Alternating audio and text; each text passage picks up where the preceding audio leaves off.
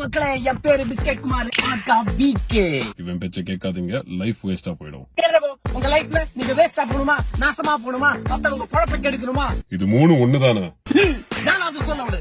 நீங்க ரெஸ்ட் டிப்ரெஷன்ல கழிக்கணுமா? அஞ்சு step follow பண்ணிக்கோ. Step 1 most important. இத பண்ணால லைஃப் 90% கோயிந்தா. பேசிக்கலி ஒண்ணு பண்ணாத, எதையாவது யோசிச்சு குண்டி சொரிஞ்சிட்டு என்ன கர்மம்டா. எக்ஸ்பிளைன் பண்றா. யோசிச்சுட்டே இருங்க, பிரையாரிட்டி செட் பண்ணாதீங்க, ஆக்ஷன்ஸும் எடுக்காதீங்க. ஸ்டெப் 2 எதுலயும் நல்லத பார்க்காத, யாருக்கும் நல்லத நினைக்காத, செய்யாத. நீங்க நெகட்டிவிட்டி ப்ரொஜெக்ட் பண்ணீங்கன்னா லைஃப் நெகட்டிவிட்டியை ரிஃப்ளெக்ட் பண்ணும். Law of attraction. ஸ்டெப் 3 காஜி கண்டென்ட்டா பாரு. உன் சத்த பூராத்தி ஒரு சொட்டு விடாம டெய்லி ட்ரெயின் பண்ணு.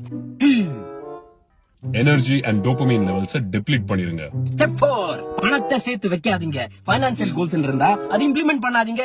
இஷ்டத்துக்கு கடன் வாங்குங்க, இஷ்டத்துக்கு செலவு பண்ணுங்க. பிகே சொன்னதை கரெக்டா ஃபாலோ பண்ணிருங்க. ஸ்டெப் 5 நீங்க முத 4 ஸ்டெப் கூட பண்ணாம விட்டுருங்க. ஆனா இந்த ஸ்டெப் பண்ணீங்கன்னா லைஃப் 100% கேரண்டி வேஸ்டா போயிடும். அப்படி என்னடா ஸ்டெப்? ஸ்லீப் டைமிங்க எசக பசங்க மாத்தி வச்சுக்கோங்க. இல்ல தூங்கவே தூங்காதீங்க. இதெல்லாம் ஒரு அட்வைஸ் ஆடா.